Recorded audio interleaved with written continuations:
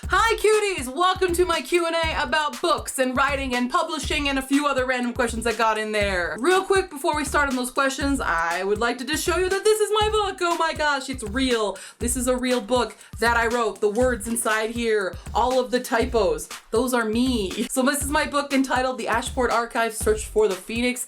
And I'm really proud that I finally, after all these years of writing and not doing anything about those things that I've been writing, have finally published a book. And I'm really proud of myself that it's real and physical, and you can touch it, you can read it, you can turn the page like, oh my god, that's my character. Ah. I classify my book under young adult urban fantasy, and I hope you all go buy it. That would help a great deal. But I'm just happy that it's real, and I can say that I've published a book. And I can cross it off my bucket list. But there's more coming. There's gonna be more books, hopefully. So today's Q&A is gonna all be about my book, about writing, about self-publishing, and a few other random questions that snuck their way in there. First question, Katie on YouTube asked, what other authors have inspired you to write? This is gonna be a weird answer, but I actually get inspired by all of my friends who are also writers, people that I've met during NaNoWriMo, my sister who's a comic artist, a lot of my other friends who are comic artists or just aspiring authors themselves, seeing their motivation to keep going even before they've been published, or if they have been published, but they're just kind of still new to the whole world of it, really inspires me to keep going as well. So that's my weird answer. I have some famous authors, I guess, that are also inspiring to me. Obviously, J.K. Rowling is a huge inspiration because I love Harry Potter and I just love her in general. Just last Thursday, I went to an author's book tour talk thing at the Tattered Cover, and that's Ernie Klein, and he wrote Ready Player One. He signed my book. He signed my book, guys. Oh my god. I found his entire speech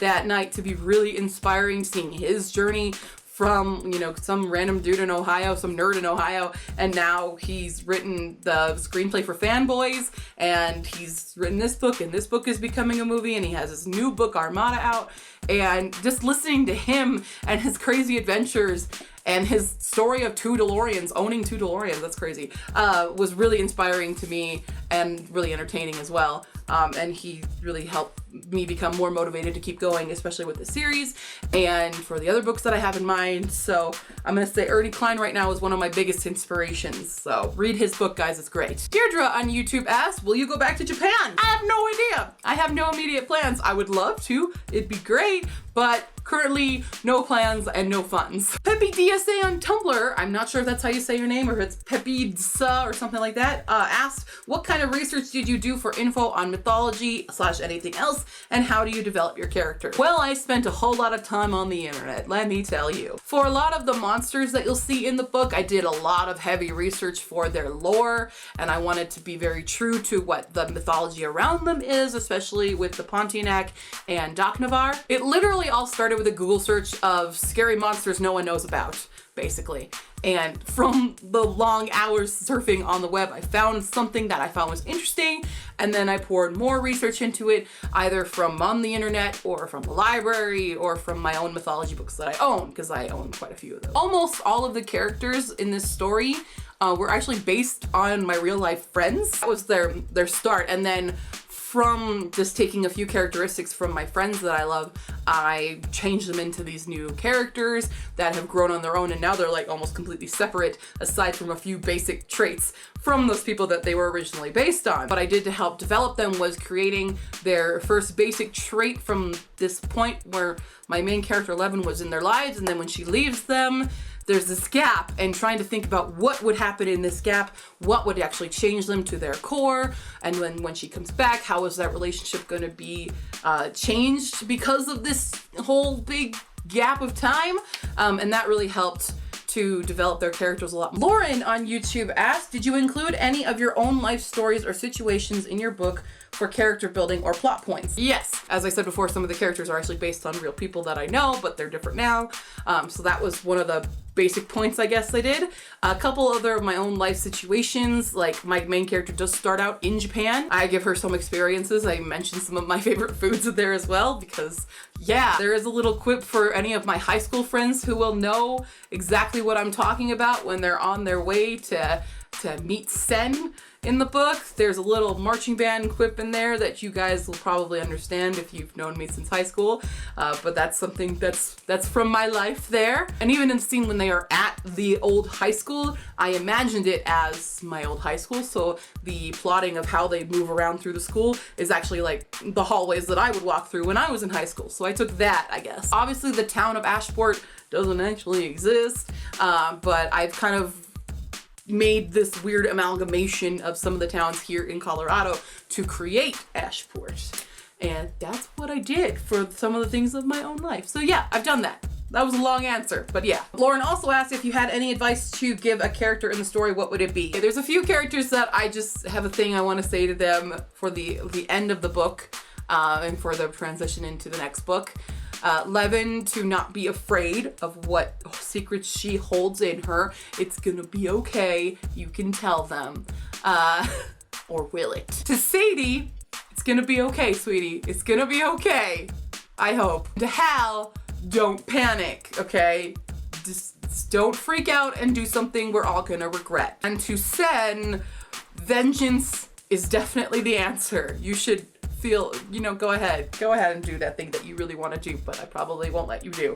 But everyone wants you to do the thing, so you should go do the thing and make everyone's lives a lot easier. Was there a particular part of the story that took many iterations to finally be satisfied with the result? What made it difficult and why? The very beginning, I am very not good at the beginnings of stories. I have scenes in my head that I want to get to, but the stuff before that, especially the very start of a novel, is very difficult for me, and it took many, many, many times to rewrite that. Also, the final climax scene also took a lot to just get it right, because it was in my head, but getting the actions of it and the paths and the timing was very, very difficult for me. So the beginning and the big climax. J. June Raccoon on YouTube asked, which was your most difficult character to write and which was your favorite to write? My most difficult character to write is probably Nigel or Doc Navarre. And I don't know why they're difficult. They're not really hard to write, but of the characters, they're probably the ones I have to sit back and go, what would they actually say or do in this situation? My favorite character to write is probably Sen or Chad Bronson. I liked writing Chad. Chad is a very minor character, but I enjoyed writing and creating him. That was a fun character to write. Sen is really fun because he's just very sarcastic. He doesn't have too much in this book, I guess. In my brain, he has more to do in upcoming books, and we'll really see in depth about Sen's character and his sarcasm and his sass. So Sen's probably my favorite character to write, along with Chad Bronson. But Chad Bronson is just a little quick character that's just fun. I like Chad Bronson. Zion773 on YouTube asked, how long did it take you to write your book? A couple years, apparently. I started it for NaNoWriMo in 2014? Yes, but I did take a bunch of gaps. It wasn't a constant flow. There were several gaps in that time frame. Especially after Nano, I was like, oh, I don't want to touch this for a while. And then I'll pick it up occasionally. And then I really got motivated from the end of my last year in Japan. I got really motivated to write it. And coming back in America is when I was like, I'm doing this, I'm finishing this, I'm gonna do this. So roughly 2 years, not in total though, probably a few months in total. Danielle on Facebook has quite a few questions. Let's go for them. How did you start writing your book? I started the idea while I was on a walk with my dogs. Or actually it was just Lucy, we didn't have Pi then.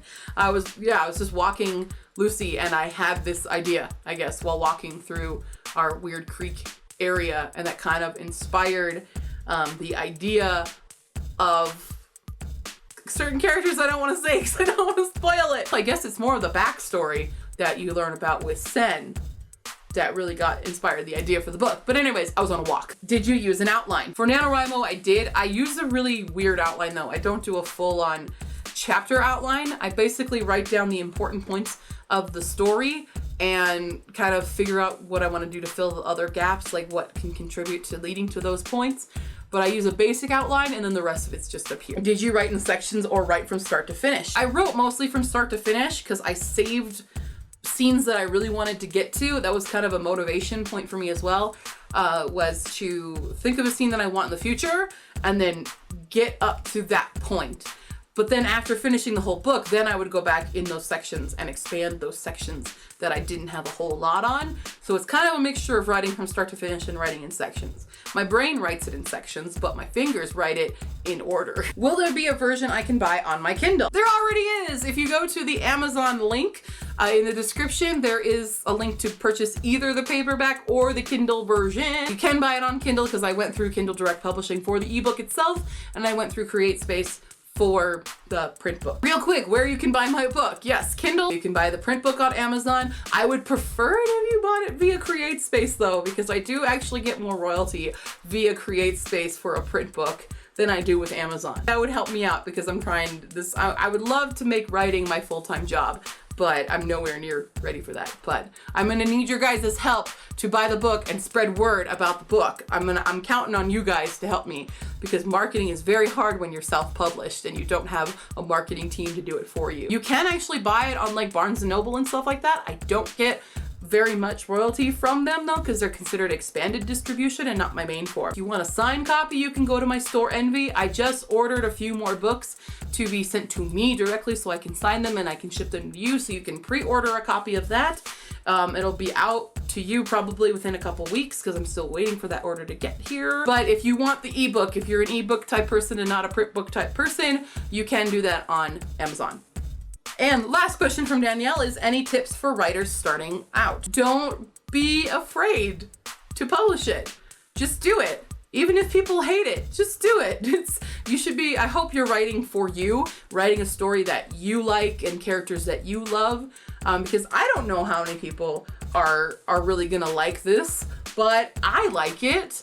And that's what's most important about writing, is writing for yourself. So that's my main tip. It's just write something that you like. There's no guarantee that billions of people around the world will love it as much as they loved like Harry Potter or something. But there is a good chance at least one other person in this world will like it. There is one person already who has finished the book and they liked it a lot. And so I've achieved my goal with one person at least liking this book and giving me a nice review on Amazon. Find support. Find people who will support you, because some people in my life don't quite support me in the way that I want them to, especially for my book. But I did find other people via NaNoWriMo who are great, and now we're good friends. Finding people that are also writers is a really great way to find support. And if you are a writer and you need support, you can talk to me. I'm gonna support you. I'm supporting everyone. I don't care what kind of book you're writing and you wanna get it published. I am here to support you. So you have me now. If you have no one else, you have me. I'm sorry, that's kind of probably disappointing, but there you go. Final questions from T. Okaku on YouTube. Do you have a plan for a sequel, future books? Will future books be in this genre, or are plan to branch out like autobiography or something? Yes, there is definitely a plan for a sequel and also a threequel, I guess. There's gonna be at least 3 books in the Ashport Archive series as of right now. There may be more, but right now I have it plotted up for 3. There could possibly be a 4th, but I haven't touched on that yet. Other books as well. I have a plan that I have a book that I'm also simultaneously plotting out right now. I don't know how many books it's going to be, but it's just a straight up fantasy. It's not an urban fantasy. I stick mostly with the YA fantasy genre because that's where my brain tends to go. I have a lot of weird ideas that come to me during walks with the dogs a lot, oddly enough. As for branching out to other genres, I don't have plans to do that as of yet, especially with an autobiography. Maybe in like 20 years, but not at this current point in my time, because that would just be really depressing if I wrote an autobiography and it ended with where I am right now in my life. So thank you guys very much for asking all those questions about my book, about writing, about self-publishing. If you have more questions, please put them in the comments below or directly message me or on Tumblr or on Twitter or whatever, and I am happy to answer those questions. If you are a struggling writer yourself who wants to learn about getting self-published and stuff like that, I am also happy to help you in any way that I am able to. I hope you guys enjoy my book. Please go buy it and support me if you can.